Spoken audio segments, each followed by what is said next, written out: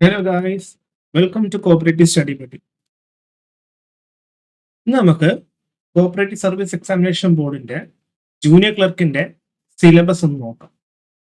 Okay, ആദ്യം നമ്മുടെ subject general English ആണ്. ഓക്കെ, അതില് ഇംഗ്ലീഷ് ഗ്രാമർ, ടൈപ്സ് ഓഫ് സെന്റൻസും ഇന്റർചേഞ്ച് ഓഫ് സെന്റൻസും ആണ് ഉള്ളത്.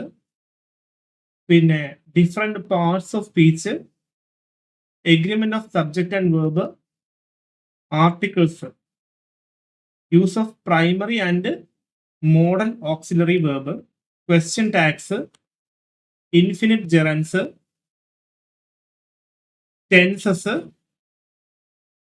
Tenses in conditional sentences, prepositions, use of correlatives, direct and indirect speech, active and passive voice, correction of sentence. ഇത്രയും നമുക്ക് ഇംഗ്ലീഷ് ഗ്രാമറിനകത്ത് പഠിക്കാനുണ്ട്.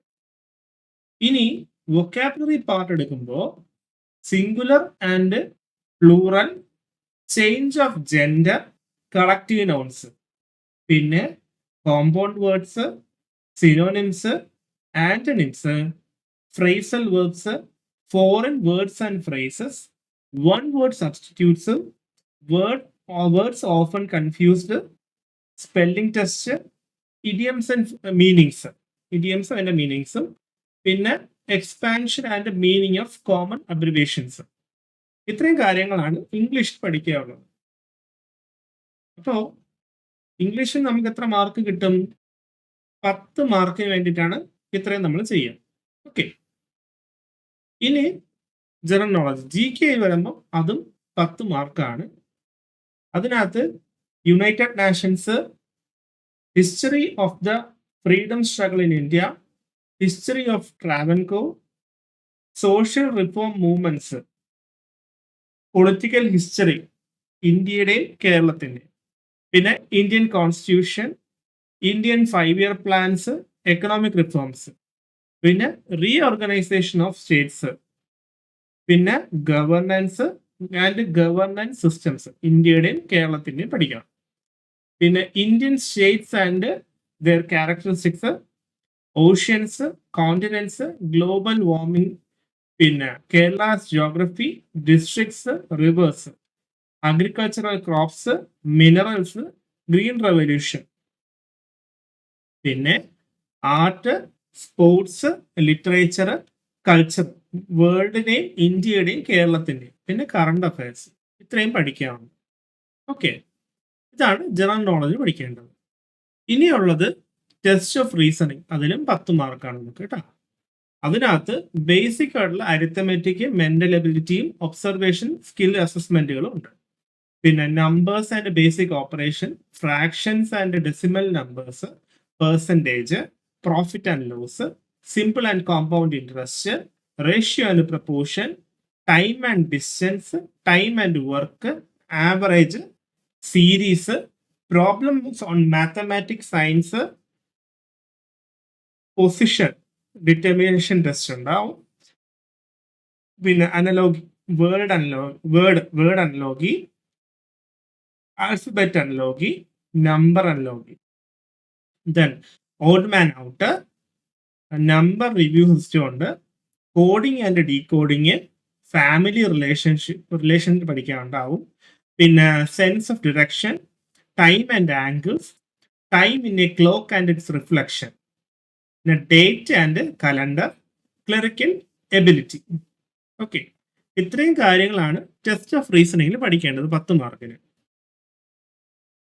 ഇനി principles and practices of cooperation, അത് നമുക്ക് 15 മാർക്കിനാണ് പഠിക്കേണ്ടത് കേട്ടോ. അതിൽ നമുക്ക് പഠിക്കേണ്ടത് cooperative principles, definition of ICA, values and ethics, cooperative commonwealth, evolution of cooperative principles, distinctive features of cooperation and joint company, cooperations as a balancing factor between capitalism, socialism and communism. Then cooperation in foreign countries, അതിനകത്ത് ഇംഗ്ലണ്ടിന്റെ origin of cooperative movement, friendly societies act, industrial providence act of 1852, പിന്നെ Robert ഓവനും and his experiments. Then Germany, അവിടെയുള്ള credit societies Raiffeisen and ഷ്യൂൾസിൻ്റെത്. Then Denmark dairy cooperatives. Then പഠിക്കേണ്ടത് കമ്മിറ്റീസും കമ്മീഷനുകളെയും കുറിച്ച് പഠിക്കേണ്ടതുണ്ട്. അതിനകത്ത് all India rural credit survey committee, committee on cooperative credit VL Mehta കമ്മിറ്റിയുടെയാണ് പഠിക്കുന്നത്. പിന്നെ all India rural credit review committee, പിന്നെ ക്രാഫിക്കാർട്ടിനെ കുറിച്ച് പഠിക്കേണ്ടതുണ്ട്. പിന്നെ agriculture and credit review committee, state aid to cooperatives, NCDC, NDDB, NHB, NABARD തുടങ്ങിയവയെല്ലാം പഠിക്കേണ്ടതുണ്ട്. Then cooperative education and training, national cooperative university need and importance. Okay, ഈ ICA, NCUI, SCU, CCU, NCCT, NCCE, VAMNICOM, ICM, ACSGI. ACSGI എവിടെയെന്ന് അറിയാമോ? തിരുവനന്തപുരത്തുണ്ട് കേട്ടോ. പിന്നെ കിക്മ, അതും തിരുവനന്തപുരത്തുണ്ട്. പിന്നെ CAPE, cooperative week celebrations, international cooperative day, cooperative flag, ഇതിനെ കുറിച്ചൊക്കെ പഠിക്കുന്നുണ്ട്. Then constitution and functions of PAX and KSCB. Then Kisan Credit Card, KCC കുട്ടിയുണ്ട്. Then Principal State Partnership Fund, NAFSCOB, COBI.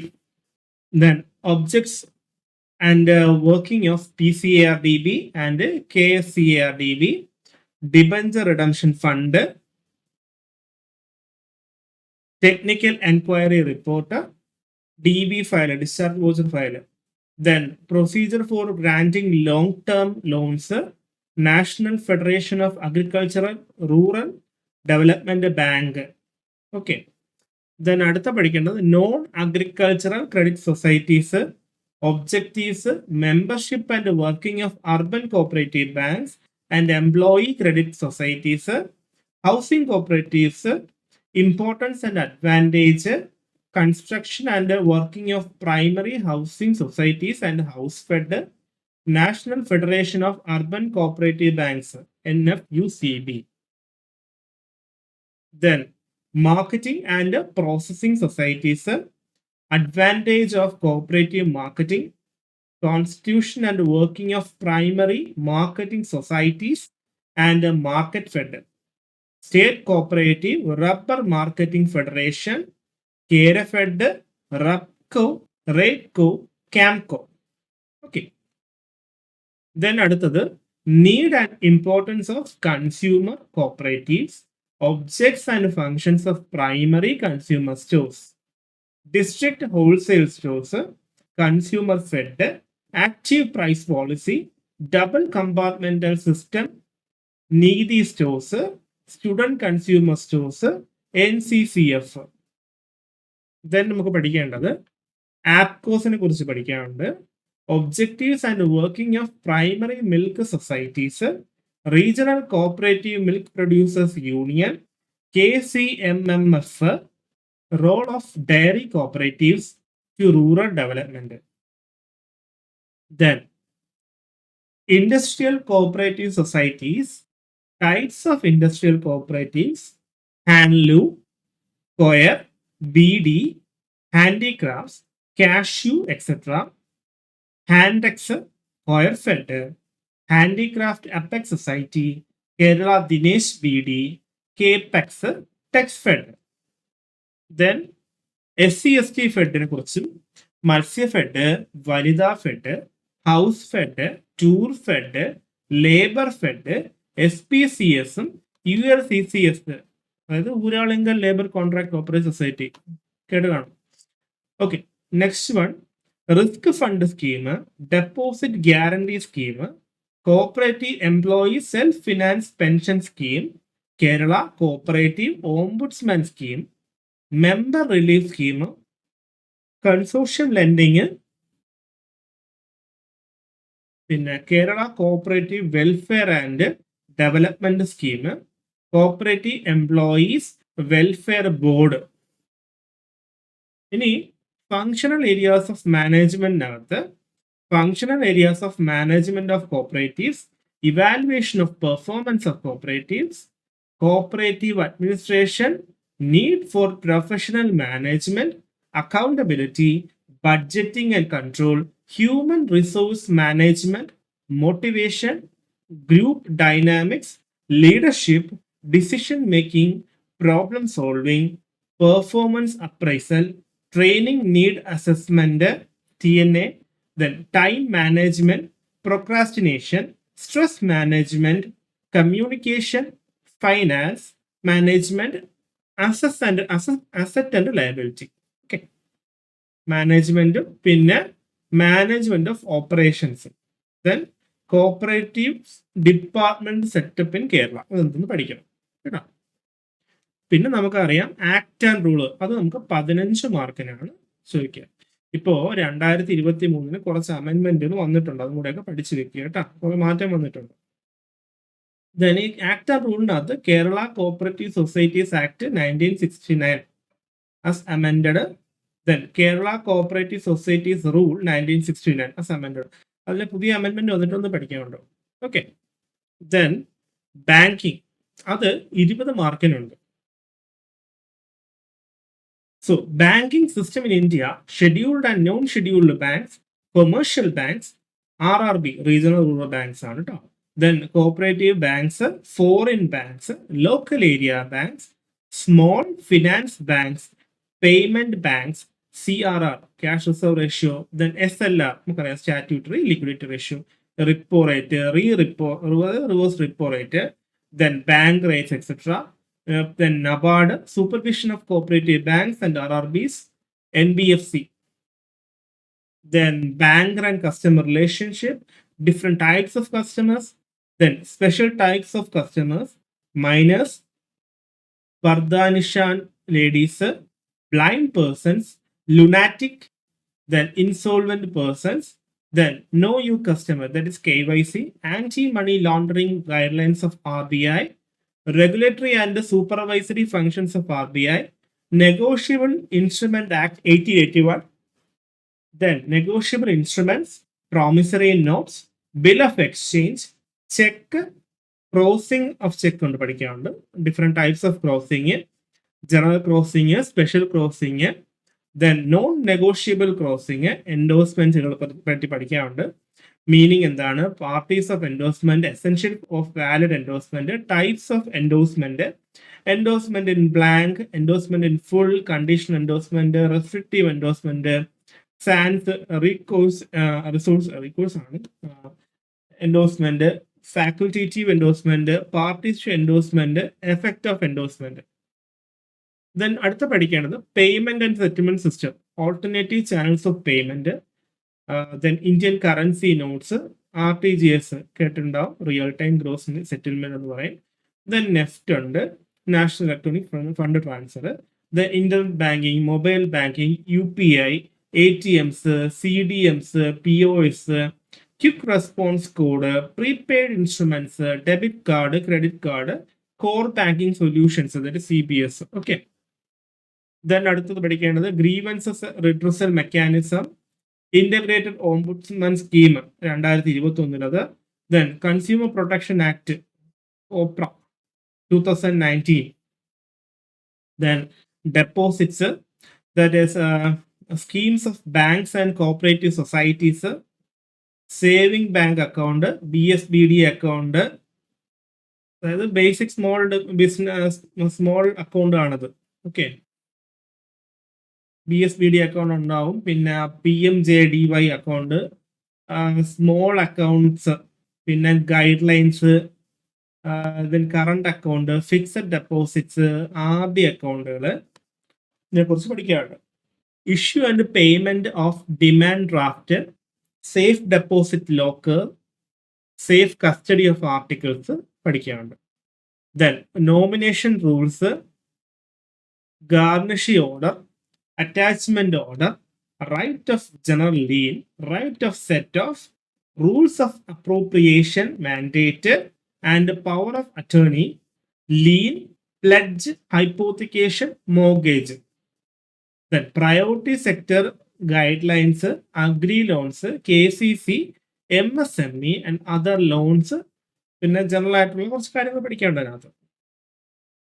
Then different types of loans in banks, recovery, special mentions account, SMA, then NPA norms-നെ കുറിച്ച് പഠിക്കാനുണ്ടാവും.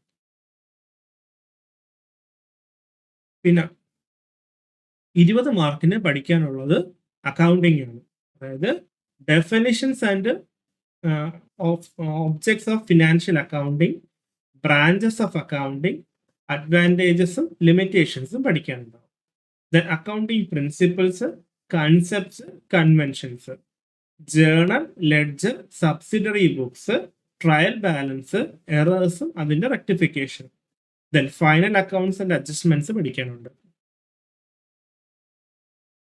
Depreciation methods, bill of exchange, consignment, accounts of non trading concern, then cooperative accounting, day book, general ledger, receipt and disbursement statement, final accounts, bank reconciliation statement.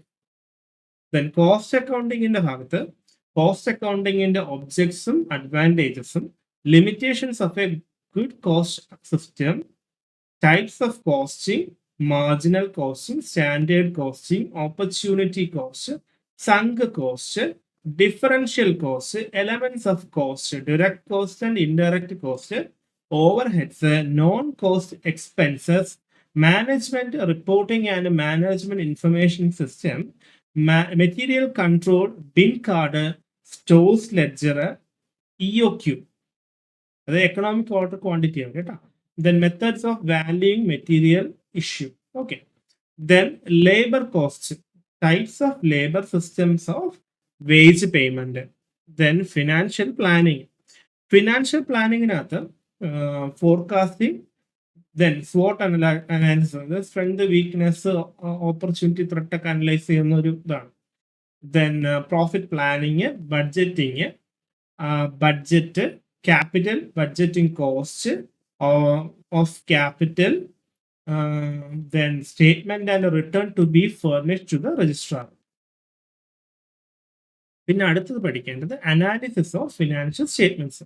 Reading financial statement, trial balance, R&D statements, trading and profit and loss account, balance sheet, then ratio analysis, working capital, working fund elements, cost volume profit CVP analysis, break-even point, margin of safety, then comparative statement analysis, trend analysis, common size statement analysis, cash and fund flow and find flow the mistake on it.